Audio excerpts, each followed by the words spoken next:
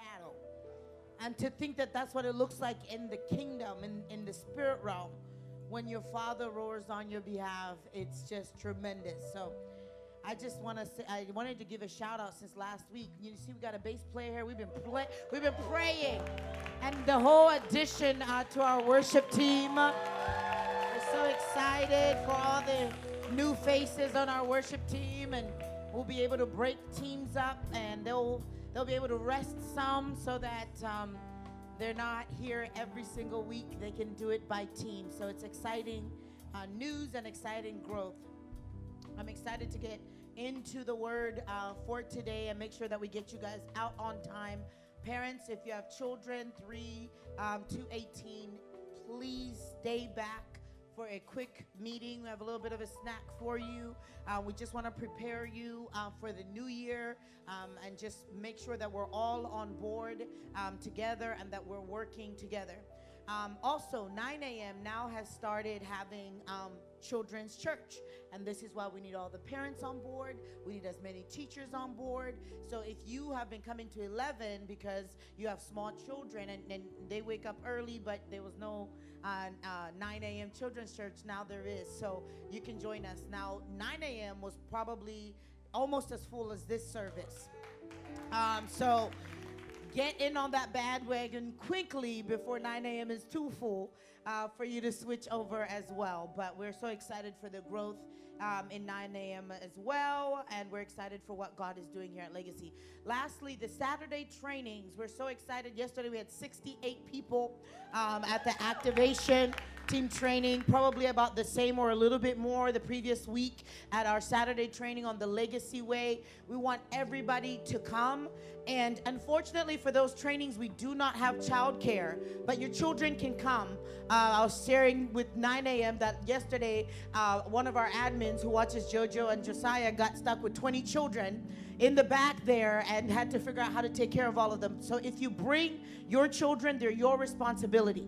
And if they need to play outside in the foyer, that's fine. For these trainings, we need the teachers in the trainings. So we're not able, unless we hire outside help, I guess. But the parents would have to pay, and I don't know if parents are ready to do that. But we need them in the training, so we're not able to have babysitters or training child care for those. But we have 2 more to go. Anybody who's interested in singles, men's, any kind of family ministry, marriage ministry, next week is for you. If you feel like you want to learn more about the word or even grow as a teacher, next week is for you. And then the last week is for all the creatives. If you sew, if you bake, if you do music, if you act, in our house, one of the words for this year is really shepherding and cultivating the creatives in this house. So one thing I'm excited about is hopefully as the year goes, we'll begin to feature individual artists, because especially all musicians are not worship leaders. You know that, right? Some of them can't even really be on a worship team. And so we want to create space in between services or before the speaker comes, where we showcase some of the different art that we have in this house. So we want to begin to intentionally develop that. Amen? All right.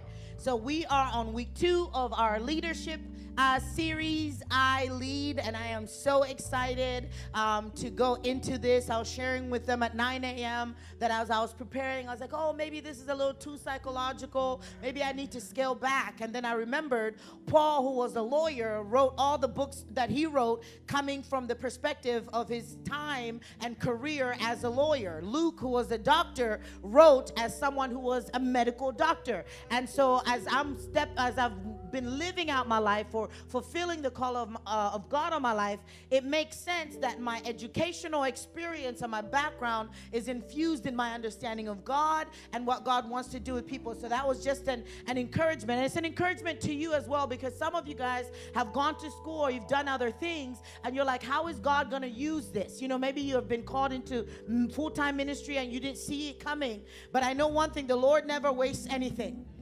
The Lord never wastes anything. And I'm always pushing Pastor Sosa to add more of the science in his stuff, but he doesn't want to be too far over the head, too far technical, but he's a brilliant scientist. And so, his first degree is in engineering physics. And so any opportunity that I'm like, come on, just because he can connect it. He can connect scripture with science really, really well. But God allows us to go through trainings, allows us to get different experience so that we can really be able to be whole in how we serve the people that he has called us to serve. So last week, Pastor Soso began on this journey of self-leadership, and he shared with us that in order to lead ourselves, we must be led by the Spirit. And he gave us several tips and tools on how to walk as people that are led by the Spirit. So we have established that self-leadership is leadership based off of the Spirit. Now, we know that for people who don't know Jesus and the secular world, I was sharing earlier that self-leadership books are the number one selling, self-development, are the number one selling books in most industries. So everybody is looking for a way in how they can become their better version of who they are. They're looking for ways to figure out how they can lead themselves, how they can lead other people. That's why life coaching is a really big deal right now, because everybody wants to be at the top of their game. Whether it's emotionally, whether it's spiritually, whether it's in their health.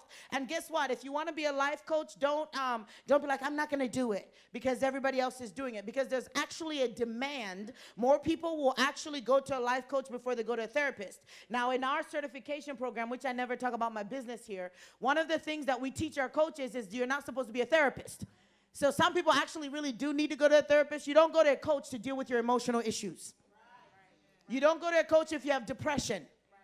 Some coaches can help with low-level anxiety, but they're not trained for that level of stuff. You go to a therapist, but if you want to sharpen your time management, if you want to lose weight, if you want to work on your voice, you go to a vocal coach, right? If you want to do a cartwheel, that's my daughter's goal for this year. We may need to get her a gymnastics coach. But coaches, what they do is they take what you already have and they perfect it. So when we're talking about self-leadership, it is not something that is only like a secular idea. It is also a spiritual idea, because the ability to lead yourself is always connected to your ability to lead others. And there's no way that God is going to be talking to us this month about getting better about who we are and leading and ourselves and not expect anything out of it. Okay? So there's going to be a response to you mastering some of the things that we're going to be sharing, that God is going to be waiting for. Once a person can lead themselves, they can emerge as a leader of others. Today we're going to speak to the process of emerging as one that not only leads yourself, but leads other people. So I'm going to give you guys the traits of someone who has mastered self-leadership, and therefore they can lead other people. While leadership focuses on how one influences others, self-leadership is about observing and managing one's self. Being able to look at your life, being able to observe it, being able to manage it. When you're able to do that, then people can trust you to manage others. Self-leadership is compared to the term in psychology that we call mature adulthood. And it's not even just a psychological term, but mature adulthood means that someone who has grown and has matured in their decision making. And I'm going to break that down in a little bit in a more succinct way in a minute. But if someone has mastered mature adulthood, then usually they have mastered the way to lead themselves. Now, according to research, only 3% of the population actually reach mature adulthood. That means the majority of us in here are just kids in big bodies. What does that mean? Was that too sharp? The truth is, as we examine this, you're going to see that there are probably areas in my life where I thought I was an adult, where I thought I was leading myself, but I still have room to grow in. All right, Scott Jeffrey states, prior to mature adulthood, and this is what in adulthood or a lack of self-leadership looks like, we project authority onto other people, groups, and institutions. So when we think about leadership, we think about it in the context of, okay, my boss leads the organization, not necessarily what can I do to help lead the organization.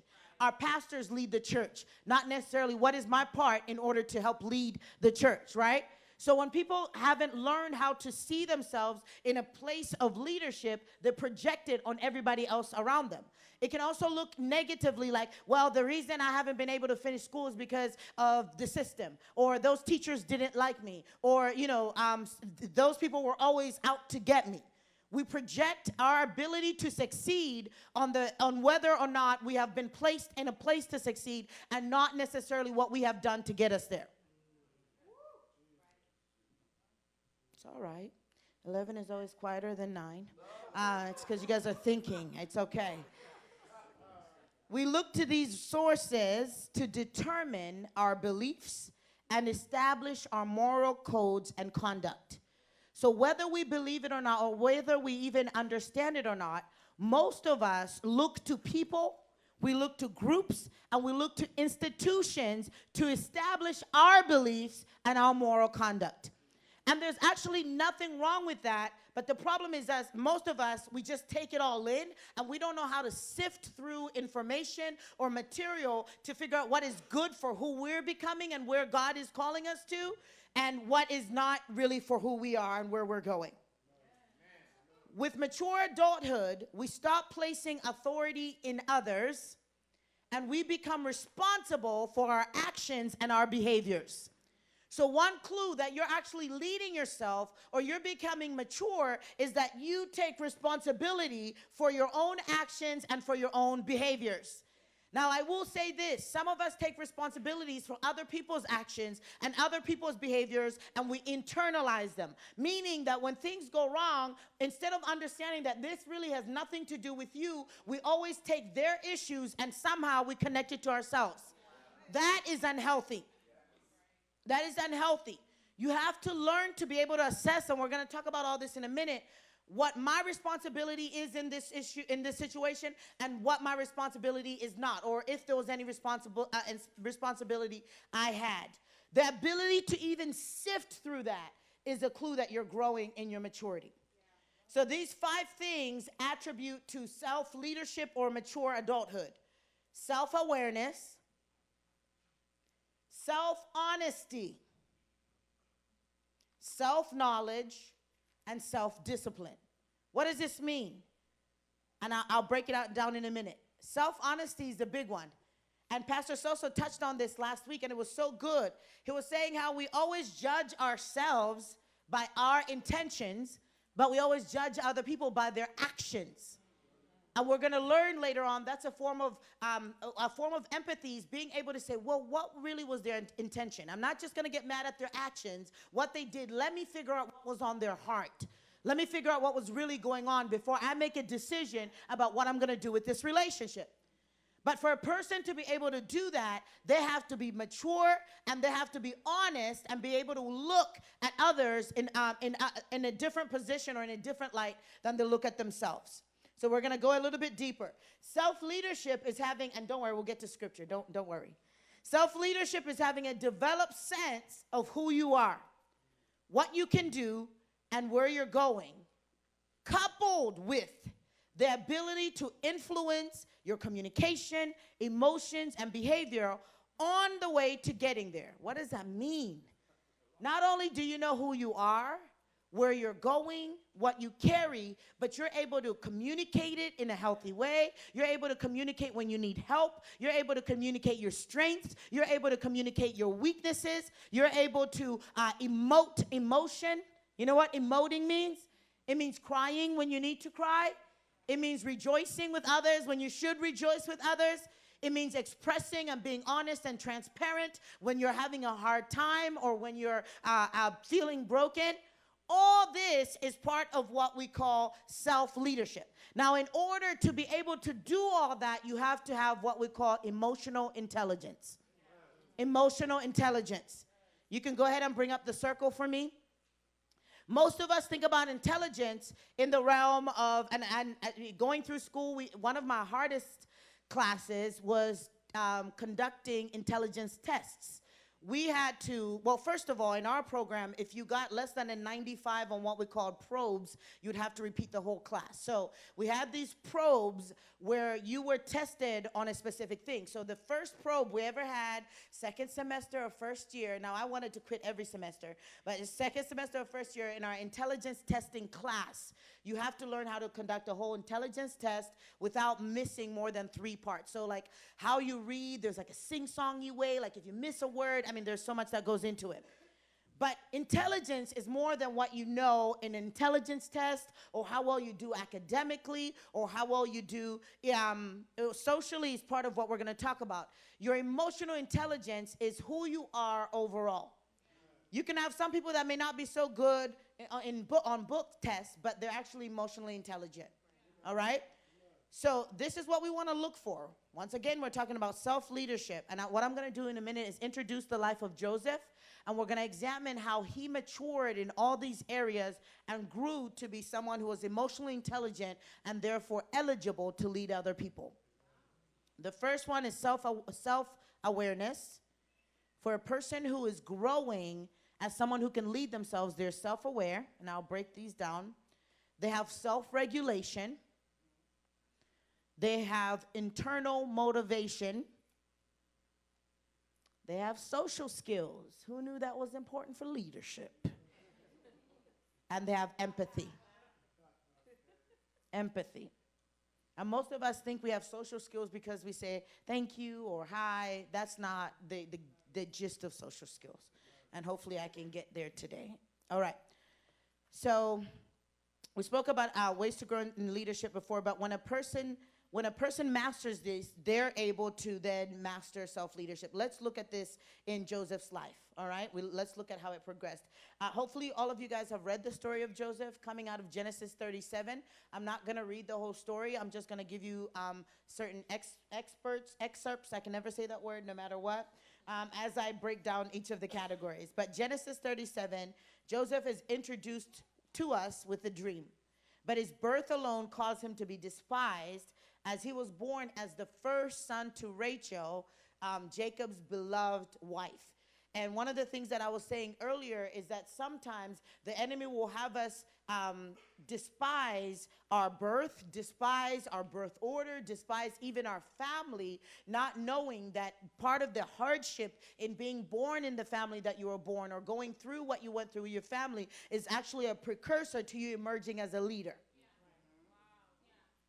So he's born, and Jacob loves him. His father loves him, but his entrance into the world caused him it caused him to be loved by his father, but it caused him to be hated by his brothers. And sometimes it's your mere existence that annoys and irritates the enemy. People get so focused on why don't they like me, or why am I going through this? And I always say, if you're going through certain things, you need to figure out what's on the other side of that, because usually the enemy will attack the areas in your life he's most afraid of you realizing the authority that you have power in.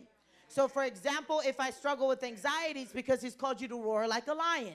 If I struggle with, pleasing people or speaking in public, it's probably because he's giving you a voice. So if there's an area in which you're constantly struggling, if you struggle, let's make it more realistic, like lust or relationally, it's probably because the Lord has called you to have a whole, healthy family. And he's trying to destroy that possibility before you even get the opportunity to step into it. And we're going to talk about your why today when we get to motivation. But a lot of us just kind of live life and we deal with struggles just like the devil is just throwing them. He is a strategist, and we have to be one step ahead of him. You have to ask yourself, if I struggle with consistency in reading my Bible, could it be that there is breakthrough on the other side? Like, is there something that the enemy is trying to hide from me, and that's why I cannot be consistent in this? If I struggle with friendships, could it be that I actually am a great friend and the Lord has wired me to be in community and I just need to work on some things so that I can master this? Could it be that I've actually been wired to set people free and the enemy doesn't want me to set people free, therefore I have difficulty relationally? What is the why behind your dysfunction or your hardship? We cannot just live life unaware. We're going to get to self-awareness. So Joseph is hated by his brothers. If this was not enough, God would visit him via dreams and share his destiny with him. It's like sometimes I've talked to people and they're like, man, my family already hates me. And then on top of that, like I'm really smart, or I'm really favored at school, or my dad really likes me and they feel like he favors me. So sometimes it feels like, okay, God sets you apart and then he does things to make you even more set apart. And it's like, would you leave me alone? Like, I just want to be normal. I just want to be like the rest of them. Because sometimes the hardest, and you can get all this in my book marked, by the way, if you haven't read it yet. Sometimes the hardest part of being set apart is actually being set apart. I have people, I coach women sometimes, and they're so insecure, but they're the most beautiful women. I'm like, what are you doing? But they're not able to really see who they are. All they're able to see is what's wrong with them. And the enemy knows that if they can get to the point where they understand their value and their beauty, then they'll actually be a threat to the enemy. As long as they're insecure, they're going to keep dating idiots. They're going to keep going beyond the highest that they can go, right? So he's okay with your insecurity. The enemy's okay with you actually wanting to be normal, because your difference is what's going to make the difference. And so a lot of times we keep fighting him. We keep fighting him. Fight him. Just make me like them. Make me fit in. Make me whatever. And this may not be for everybody. And I promise you, this is not just for the young adults, which, by the way, we have a mentorship coming up for you guys. 18 to 25-year-olds. We're going to mentor you last Friday in February. Grown-ups go through this. Oh, why could they buy a new car? It's bad right now. Our neighbors across the street from us bought a new house, a big, nice new house. And then all of us, and it's not even like you think about it, but what we do when our kids are playing is we all are outside talking. And you can hear the buzz like, oh, well, we're actually been looking at houses too, or but when you really look at your budget, like, no, you probably shouldn't be looking at a house. But there's something in us sometimes that just drives us to be like other things, which causes us to miss out on what's right in front of us. So anyway, let me keep going. All right, so God would visit him, so he would make him even more weirder. And then the problem is that Joseph was emotionally immature. He hadn't developed self-leadership. He hadn't mastered self-awareness. So due to his immaturity, he would share those dreams not only with his brothers, but even with his mother and father. Joseph's dreams further infuriated those that were around him until one day his brothers planned to kill him, but one of the brothers spoke up and he was sold into slavery. What he thought was the end of his life was the beginning of his dreams coming true. And oftentimes, the process of self-leadership starts in the darkest place. Your ability to climb yourself out of dark moments and dark places is actually what develops leadership. Your ability to deal with difficult people, maybe it's your family member, and be able to master that masterfully and with excellence is what develops self-leadership. It's not something somebody prays over you. There has to be a catalyst to you emerging, to you changing, to you becoming who God has called you to become. When God gives you a God-sized dream, it often starts in dark places. His started in a pit. He was dreaming, but he didn't know the progression of the dream coming true would actually start with him being thrown in a dungeon. Sometimes the very thing that we have prayed for starts out in a dark place. And it's your job to make sure, and this is one thing I love about Joseph. I'll hit him back the next time I teach. The consistency of his character. There is something about Joseph that in whatever place he was in, the pit, the prison, the palace, Potiphar's house, he was consistent with who God was. And I'll touch on that a little bit. So let's look at his self-awareness. Joseph didn't really realize who he was or even what God had done until the end of his journey. But it doesn't have to be like that for us. Some of us, we like to learn lessons. We like to go through it in order to know why we went through it. There are lessons like what I'm about to give you right now that will help you not to have experienced everything in order to know not what to do. We don't have to learn everything through experience. That's not wise. That's a waste of time. It causes you to go around mountains that you have no need going around. That's why we say sometimes get a mentor, because they will give you their 16 years in 60 minutes. Get a teacher. You know, when I'm creating prices for my courses, I'm like, you guys are paying for 6 weeks, but it's taken me 6 years to master this.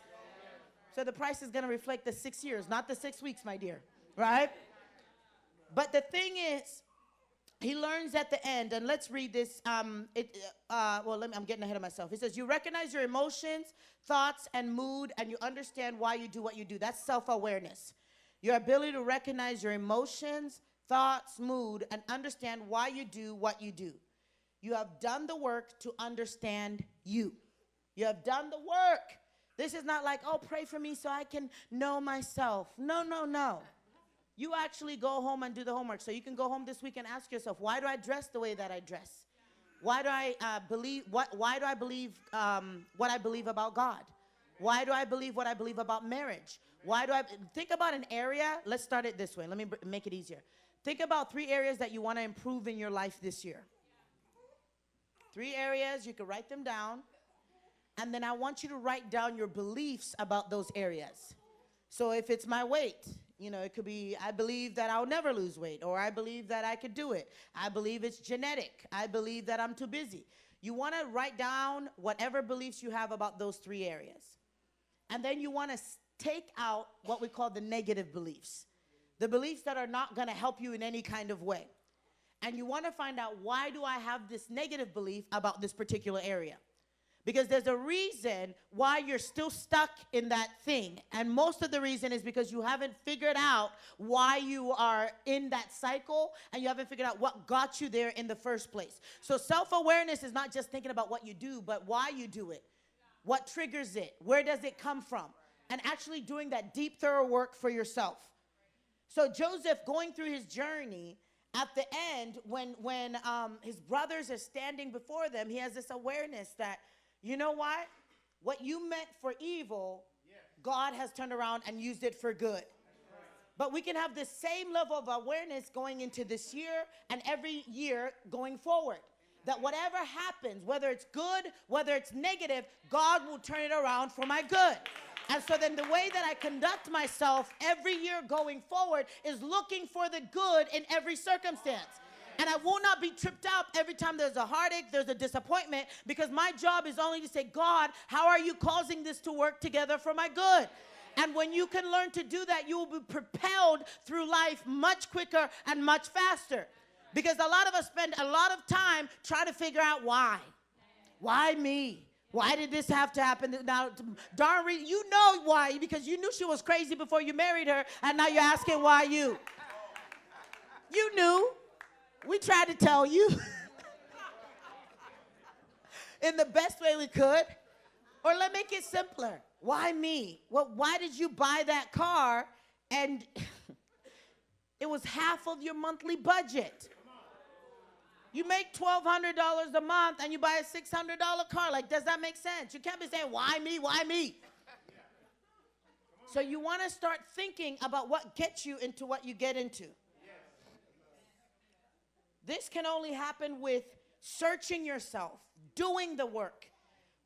Don't spend so much time on your past that you're not able to move forward in the future.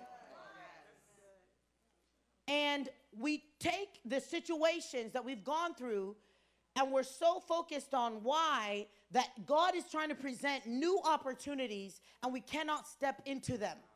Self-awareness is the ability to say, I did this. This is why I did it. This is how I'm not going to do this again. Or I did this, and this is how it worked out for me, for my good, so this is something that I'm going to keep going and doing. There's no point in stewing over it because you've got to move forward. People who are not able to move forward lack self-awareness. People who are stuck in their past lack self-awareness. They're not able to see the good, not only from God, but even in them, that they could learn from that situation. You got to take time and be introspective. All right. So Joseph is able to say, man, this all worked out for my good. Imagine if he knew that when he was going through the pit, and he may, because he knew God. Yeah. Joseph knew God. We don't have all the answers, but he may have known that, you know what, this is going to work out for my good. And that's what helped him to be steadfast in prison. That's what helped him not to give up his body when Potiphar's wife tempted him. That's what helped him to be honorable, because he knew that there was an expected end that God had given him. Maybe, just maybe, he didn't forget his dreams just because he was in a pit. How many of us, the moment we fall down, the moment things don't start looking like we thought they would work out, we forget every prophetic word, every dream that we've ever had. And we talked about this, the ability to remember. Dreams, prophecies come for dark places. They're not just for the limelight. They come to carry you out of those dark moments. That is self-awareness, the ability to remember what has been echoed over my life. And to realize where I'm at is not where I've been told I'm going to be. So therefore, I'm not going to sit here. I'm going to lead myself out of this place. I'm not going to wait for someone to preach to me. I'm not going to wait for someone to prophesy. I'm not going to wait for someone to release a new book. I have enough, and we all have enough to be able to lead ourselves out of these dark moments. Some of you daughters and sons that I love very much, I tell you now, when you come up here for the 5th time, around the same thing. I'll say, this has to do with your discipline. This has to do with your ability to remember. No, I'm not going to lay hands. I'm not being mean. The Lord is trying to raise you up as a leader. He's trying to grow you up so you know how to pull yourself out of dark places. Psalms 139, 23 and 24 says, search me, God, and know my heart. Test me and know my anxious ways. You've got to give God permission to search you out. If you're going to emerge as a leader, if you're going to emerge as someone who knows how to break themselves out of dark places or hard places, you have to say, God, and don't wait till you're in a bind. Don't wait till you have, messed up again with so-and-so, and you're like, God, I promise I'll never do this again. Search my heart, right? No. Do it when you're in a good place. Do it when you're healthy, you feel like things are going well, right? Say, God, let's get to it. Let's get to it. Let's do some work. Because doing the work while you're in a healthy place will help you not go back into an unhealthy place or help you go back into a cycle, right? We all want to do the work when we're in a bind, but that's not the time to do the work because you're emotional. And so you're going to invest the work, but as soon as the pain begins to alleviate or whatever begins to balance out, it's like, oh, yeah. Kind of forgot what we had talked about. You have to allow God to test you. Test. It's not just search, but test me, God. Like, show me where I think I'm good and I may not be good. Is it in my love walk? Is it in my ability to complete tasks? Is it my ability to trust you? What is it? Show me. And he says, see if there's no offensive way in me and lead me in the way everlasting. Part of self-leadership is making sure that your spirit doesn't offend God. Making sure that your life is not offensive to God. Sometimes we don't even mean to be. We do what is good, but not necessarily God. And so you want to ask yourself, God, all this time that I'm investing in what I think is you, I want to make sure that it's not offending you. And God doesn't get offended like us. He's not like offended like I'm going to cut you off, stop talking to you, I'm done. It just means kind of like an affront, like you just, what's the best way to describe it? When we say offend God, it just doesn't please him. It's something that may turn his face away from you for a minute. And so you want to ask him to continually search you. That's part of being self-aware. I'm going to share about a book that I'm reading in a second, but this is a quote from there. The first step toward change is awareness. If you want to get from where you are to where you want to be, you have to start by becoming aware of the choices that led you away from your desired destination. So to get where you want to be, you start by saying, why am I not there at this point? What have I been doing up until this point that has not led me there yet? What directions and what decisions did I make, whether it's about ministry, whether it's about relationships, whether it's about my emotions or my health, have I been making that have been actually leading me away instead of leading me into what God has for me? Because there are reasons where we're not where we're supposed to be in God. And sometimes it could be timing, we've done everything, then the rest is up to God. But then sometimes there are intentional things that we do to sabotage ourselves.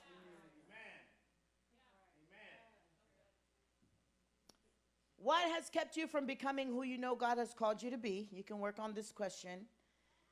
In order to grow as a leader that leads others, we must allow God to search us. We must also know our strengths and our weaknesses. That's self-awareness, what you're good at, what you're not good at. But just because you're not good at it doesn't mean that you can't get good at it. I was just talking to one of our daughters here, and I said, okay, yeah, I understand that, but that doesn't mean that you don't do that anymore. It means, how do we perfect you in that place? Because if there's an area that defeats you, it doesn't mean that you just run away from it. It means that you figure out, how can I defeat this very thing that's been trying to defeat me?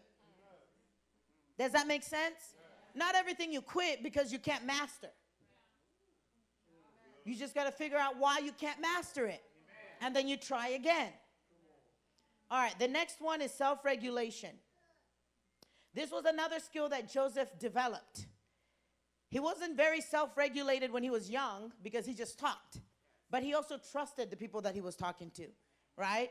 Self-regulation is the ability to be able to regulate your emotions, what you say, how you conduct. It's the ability to think before you act. Think before you act. We're talking about self-leadership here. Genesis 39 tells us Joseph was a very handsome and well-built young man, 39:6. And Potiphar's wife soon began to look at him lustfully. Come and sleep with me, she demanded. But Joseph refused. Look, he told her, my master trusts me with everything in this entire household. No one has more authority than I do. He has held back nothing from me except you because you're his wife. And then he says, how could I do such a wicked thing? It would be a great sin against my God. Amen. So there are a lot of people who try to master self-control and self-regulation out of their own effort. They don't have a bigger why. Joseph here not only understands that it is not the right thing to do for his master because he has been entrusted with so much in the house, he also understands that it would be wickedness to his God. And some of us are in certain cycles or places where we can't regulate our emotion. We don't have the ability to say no or to cut people off or to cut situations off that are unhealthy because all we're trying to do it is out of our own strength, and we don't understand the impact that it has with our relationship with God. You've got to understand how your life impacts your relationship with God. Your decisions, your choices, your yeses and your nos. Does this draw me deeper into God? Does this pull me further away from God? What does my inability to stop eating candy do for my body? And how does that impact my ability to worship God? Right? And we're going to look at this systematically because sometimes we think, oh, maybe these big concepts. But it's the little foxes. It's the little foxes that spoil the vine. Self-regulation is the ability to control or redirect disruptive impulses and moods. Sometimes we have things that we do, and we may know we're doing them, or it may be subconscious, but these disrupt your life.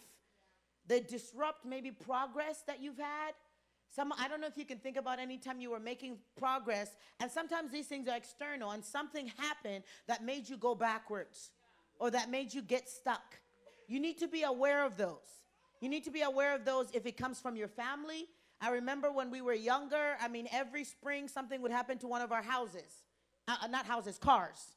Crazy stuff like blow up. Just weird stuff. And when we really looked at it, we found out that there was a cycle that had been created based off of my dad and just how he was raised and all of this stuff. And when we were able to identify the why, we were able to put a stop to it. So a lot of things that disrupt us emotionally, that disrupt our cycles, are connected to something deeper that is your job to figure out. But a person who has mastered self-regulation knows how to stop themselves before they fall back into a cycle or into a pattern or into a mood. Oh, I'm just creative, that's why I'm moody, right? We're always picking on the creatives. No. Ladies, oh, it's that time, that's why I'm moody. No. Self-regulation says that I have authority over my emotions, I have authority over my spirit, and I lead it into what is truth. Joseph understood the responsibility that had been given to him, but beyond that, he understood how his actions would not only impact his master, but his God. One that has mastered self-regulation as a son knows the impact of his choices and chooses only the things that will bring glory to God. Those who can regulate their emotions, direct their emotions, have greater integrity and in turn become more trustworthy. Your ability to regulate your emotions, and this is discipline, because sometimes God will put you in a small place where you feel like you're bigger than, right? And you have to regulate your emotions in that small place. And as you do that faithfully, people will take notice and say, oh, man, they did so well. I gave the example of putting the camera away at the end of every service. We know that they're an amazing photographer. We haven't given them that opportunity yet because we want to see how well they do in the small place. If they can regulate their emotions, still listen to their team lead, not buck back at everything that's going on, then we can say, okay, this person is trustworthy. Let's give them promotion. And every seed starts small. I mean, there's no seed that doesn't start little. But they grow into magnificent things. And so I don't want you guys to despise the dark place or the small place. Learn how to regulate your emotions even there, where you want to say something because you know more than the other person does or your boss does. Regulate yourself there. Learn how to use wisdom, when to release certain things, when to fight back. It doesn't mean regulating your emotions means just being quiet. It means learning how to release strength little by little when it's needed. Does that make sense? Nobody's going to trust anybody who just erupts, goes from 0 to 10. But if you can see someone when they're angry, they are able to communicate it effectively, and you can even see it on their face, but they're not yelling, you're going to trust that person more than someone who's just yelling at the top of their lungs all the time. Got to learn how to regulate yourself internally. All right, let's keep moving so we can finish on time. Trustworthiness brings influence. 2 Corinthians 10, for though we walk in flesh, we do not war after the flesh. For the weapons of our warfare are not carnal, but mighty through God to the pulling down of strongholds, casting down imaginations and every high thing that exalts itself against the knowledge of God, and bringing into captivity every thought to obedience of Christ. This is what self-regulation is. Every thought, every action that goes against who I know God to be, I'm going to bring it down and I'm going to bring it into obedience because I have a bigger why. All right, next one is motivation. We're talking about emotional intelligence. We're talking about learning how to lead ourselves, right? This is a huge one. What motivates you also will lead you. What motivates you will also lead you. Motivation is the ability to work for reasons beyond money or status. Internal motivation. The ability to work beyond money or status. To pursue goals with energy and persistence. In psychology, we use the term self-actualization or actualized people, and these are the ones who have mastered the ability to go for something without applause, without money, without status. They do it because they're internally motivated to do it. In the kingdom, we don't just internally motivate ourselves, but we're motivated by the Spirit of God. So if you try to do things out of your own motivation, you're going to burn out. But if the Lord gives you an idea, if the Lord speaks over your life, if the Lord communicates something to you, and you're able to partner with him in that, you're going to be able to do something or be persistent in areas even when you don't feel like it, even when you get tired physically. There's a way to be able to be consistent in certain areas if the Lord has led you to it. Spirit-led people are fueled by destiny, purpose, and a life beyond present day. They're internally motivated for something bigger than themselves. A person who has mastered self-leadership understands that they must be motivated by something more. So what is motivating you? If you look over your life, different areas, what is your motivation? What is pushing you? Your desire to prove people wrong, that's not a good motivation. Because once you have, what else is going to motivate you? You got to find an internal motivator. Joseph was driven by his dreams. He knew he was made for something more. And not only that, he knew his God. Joseph was driven to interpret dreams in a low place because he was led by God, but his internal drive opened up a door in the high place. Meaning that when the baker forgot him, I don't think Joseph stopped interpreting dreams. Some of us will do something as long as people remember, but as soon as people are not looking and they don't remember, we stop. How many dreams of God have we forfeited because we didn't get the applause or the accolade or the promotion at the time that we thought we would? Some of us is simply passing it or going back and taking an exam again. You failed it the first time and you're like, it didn't work out the first time, but you always had the dream to do whatever, real estate or whatever requires an exam. You need to be able to push yourself even in the places of failure, even in the places of dark moments, in order to do what the Lord has called you to do. All right, so let's look at this video clip really quickly. I've been reading the book Compounding Effect, and I want to explain what that means in relation to motivation.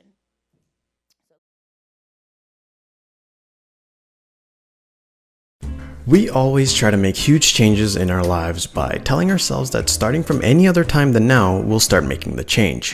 Whether it's stopping a bad habit or even sleeping on time, these barely last and we end up back to our old selves repeating this cycle because we suck at consistency.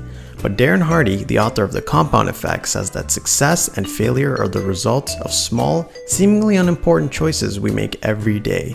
And it's these small actions that are mundane, unexciting, and sometimes even difficult being compounded over time that leads to huge rippling effects. Because every decision, no matter how slight, alters the trajectory of your life, and we're usually not aware of it. For example, you could start binge watching your favorite show, staying up late, and when you finally go to bed, you might have trouble sleeping. This gets you tired in the morning, which means you might end up being late for work, so you grab fast food since you don't have the time or energy to make breakfast. And as a result, you feel less energetic and underperform at work repeatedly. This may be what keeps you back from getting that promotion in 3 months, and the ripple goes on and on and on. So remember the right decision the next time you have a seemingly small or unimportant choice to make. It can actually compound over time and change your life in a big way. Know someone trying to change their life? Share this with them and give us some love by hitting that like button. And if you want to see more, just subscribe. He describes consistency, and I love this because I've always said it, like, you know, if you want to succeed at business, be consistent. If you want to succeed at ministry, be consistent. If you want to succeed on your job, be consistent. And I even tell people that want to be entrepreneurs, I'm like, not everybody's supposed to be an entrepreneur. Some people have worked at the same job faithfully with excellence for 20 years, and they've had promotion after promotion to the point where they make 6 figures with ease, right? There's some people who go to law school and make as much as some people who didn't go to law school. But it's all about consistency in the same direction over a period of time. Because what consistency does is that it creates momentum. And when you have momentum, you have breakthrough. The moment you stop having momentum, you don't have breakthrough. And the problem with starting and stopping everything in your life is that you will never get to a point where you actually have consistency. And if you don't have consistency, you will never get to the place of momentum. So if you want to see radical change in your life, you need to make small, smart choices over a period of time, for a long time. And when you do that, you will see radical change. There is no easy way up. The book obviously is about success, and he's like harping on the fact that this generation doesn't want to be successful the way that our parents and our grandparents were. That was through hard work. Everybody wants to be an influencer on Instagram. How can I quickly grow my liking so that I can make 6 figures, right? The older people this doesn't apply to you. You guys have put in the hard work. Consistency over a period of time. Self-leadership and discipline is about smart, small choices over and over and over and over and over again, every day. Oh, you guys have such a beautiful marriage. How did you do that? Every day we chose each other. Every day we chose to forgive. Every day we chose to keep working at it. Every day we chose not to let it go. That's how you get to 28 years. That's how you get to 30 years of marriage. It's not like, oh, we found the perfect soulmate. No. Every day both people choose each other consistently. Every day. Some days it's easy. Some days it's really hard. But if they can do that, They grow stronger and stronger and stronger, and people view their life and marriage as a success. That's what gets you to where you want to go. Stop thinking about these big goals at the beginning of the year. And I'm going to talk about core values really quickly, and we're going to end. Here's a quote from Darian, though. He says, Darren, forget about willpower. It's time for why power. Your choices are only meaningful when you connect them to your desires and your dreams. The wisest and most motivating choices are the ones aligned with that which you identify as your purpose, your core self, and your highest values. Some of us don't have guiding values. We just kind of live. What are the things that guide you? What do you want to be said about you when you die? What are the core values that guide your decisions, that guide your friendships, that guide your relationships, that guide the places that you go to? You got to have a bigger why. The wisest and most motivating choices are the ones aligned with those values. You've got to want something and know why you want it, or you end up giving it up easily. When people are going through marital counseling for us, we say, why has God put you together? What do you carry and what do they carry that would cause you guys to want to come together? And if the people don't know, they don't have a clear enough why to be married. Because when the love falls down, when the money's all gone, if you don't know why God put you together, you're going to give up. You don't have a clear foundation. And that's the same thing with covenant. Don't come here because you like Pastor Faith. Come here because God called you. Come here because there's a bigger why. What is your why? Because that will help you get through conflicts, disagreements, hard times, moments of confusion, because you have a clear why as to why you're supposed to be here. And sometimes it gets foggy, and go back to the Lord. So, okay, what is it again? What is it? What are you saying? So that you can stay the course. So that you can stay the course. Be a person who knows how to stay the course. Anytime someone can see your ability to stay the course, they will trust you with leadership. Self-leadership is about intentional, internal motivation. It is about consistency in one direction. And I'm going to end here. Jesus was motivated by one thing.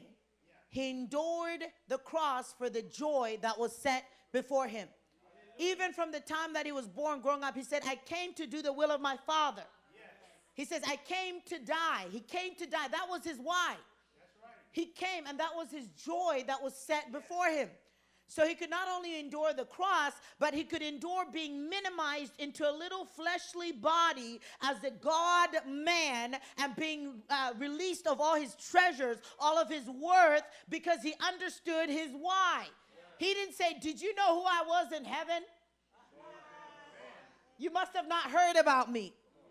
He was very clear as to why he was there. And that is what will help you finish strong. That is what helps you emerge as a leader. That is what helps you have clarity about who you're going to become and who God is going to be to you. So let's stand on our feet. We could just make this declaration. You can just repeat after me. God, thank you that you know me. I ask that you search me. That you search me. Any parts I'm unaware of myself, make them known. Test me and raise me up. God, I give you authority over my emotions, over my actions. I declare I'm a principled person. I'm a person of integrity. I'm a person of self-control. God, I ask that my why would be clear. Motivate me for something bigger. Make it clear as to why I am here, as to what you want to do with my life. I need you guys to have some strength. I've been preaching for an hour. Come on. God, motivate me. Give me strength and wisdom to navigate what you've called me to be and what you've called me to do. I surrender to the process. I surrender to the process so I can emerge as a leader, so I can emerge as one trustworthy. I welcome the people that I am supposed to lead. I welcome the people that I'm supposed to lead. Be glorified with my motivation and be glorified with my life. In Jesus' name. Come on, shout. Amen. Amen. Amen.